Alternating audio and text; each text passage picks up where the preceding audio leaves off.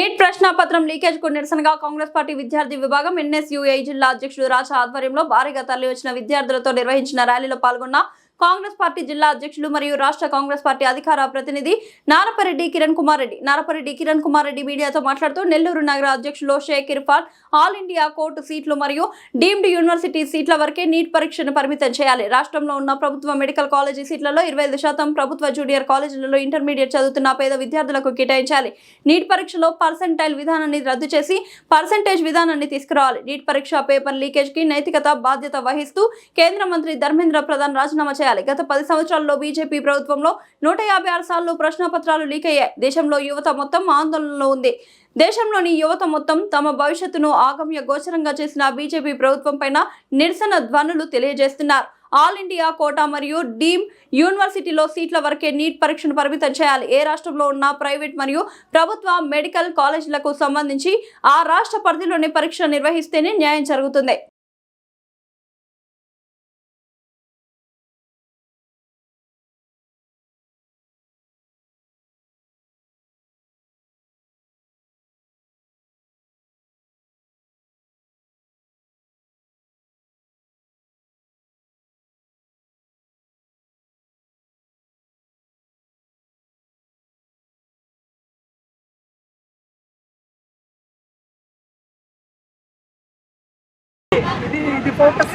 Madam మళ్ళీ voice అయిపోయింది చేస్తాను.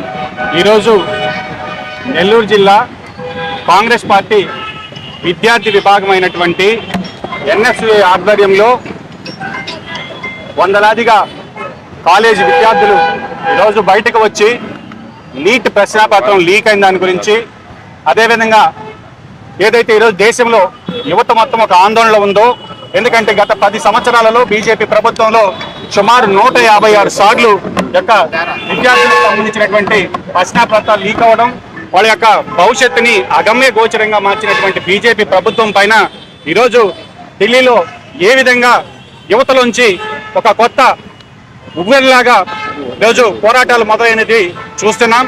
ఈరోజు కాంగ్రెస్ పార్టీ పక్షాన్ని సూటిగా డిమాండ్ చేస్తున్నాం. నీట్ అనేది కేవలం డీమ్డ్ యూనివర్సిటీస్కు ఆల్ ఇండియా కోటాకు మాత్రమే పరిమితం చేయాలి.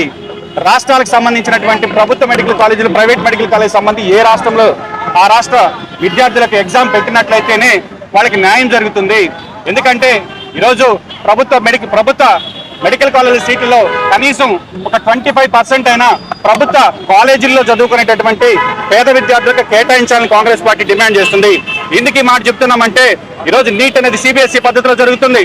మన విద్యార్థులు ఆ పోటీ పరీక్షలు తట్టుకోలేకపోతున్నారు.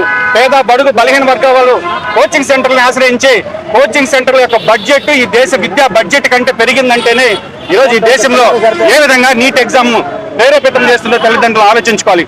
సుమారు దేశంలో 22 లక్షల మంది విద్యార్థులు నీట్ ఎగ్జామ్ రాస్తే పర్సెంటైల్ సిస్టమ్ అని, అంటే మనం చదువుకునేటప్పుడు ఒక 100కు 30 మార్కులు వస్తేనో లేదా 100కి 40 మార్కులు వస్తేనే పాస్ అయ్యేటటువంటి విధానాన్ని పక్కన పెట్టి, పర్సెంటేజ్ సిస్టమ్ని పక్కన పెట్టి పర్సెంటైల్ విధానం తీసుకురావడం వల్ల, అంటే ఎంతమంది రాసినా కూడా సగం మందికే కట్ ఆఫ్ చేయడం వల్ల విద్యార్థుల మీద ఒత్తిడై గత 10 సంవత్సరాల్లో సుమారుగా 130 మంది విద్యార్థులు యొక్క మెడికల్ సీట్లు రాలేదనేటటువంటి బాధతో కూడా ఆత్మహత్య చేసుకోవడం జరిగింది. కాబట్టి ఈరోజు ఇదైతే వైద్య విద్య అనేది పేదవాడికి దూరం అయిపోయింది. నీట్ పేపర్ వల్ల ఈరోజు రాష్ట్రాలకు ఉండాల్సినటువంటి విద్య అనేది రాష్ట్రాలకు సంబంధించినటువంటి సబ్జెక్ట్ అయినప్పటికీ కూడా అది కేంద్రం మొత్తం చేతిలో తీసుకొని ఈరోజు రాష్ట్ర హక్కులను కాలరాస్తూ ఈ దేశ సమగ్రతను కూడా దెబ్బతీస్తుంది. కాబట్టి నరేంద్ర మోడీ గారిని సూటిగా ప్రశ్నిస్తున్నాం. పోరాటాలు చేసేటటువంటి మా నాయకులు రాహుల్ గాంధీ గారిని అరెస్ట్ చేయడం కాదు, ఆ విద్యార్థుల మరణానికి ఈరోజు బీజేపీ కారణమని ఆరోపిస్తున్నాం. ఈరోజు కేసులు పెట్టడం, అదేవిధంగా పోరాటాలు చేసే వాడిని నిర్బంధించడం అనేది తగదని సూచిస్తున్నాం. ఈరోజు నిన్న రాష్ట్ర బీజేపీ అధ్యక్షుడు రాష్ట్ర కాంగ్రెస్ పార్టీ కార్యాలయం విజయవాడకి వెళ్లి ఆ కార్యాలయాన్ని ధ్వంసం చేయడం, అక్కడ ఉండేటటువంటి కార్యకర్తల మీద దాడి చేయడం, దీన్ని చాలా తీవ్రంగా ఖండిస్తున్నాం.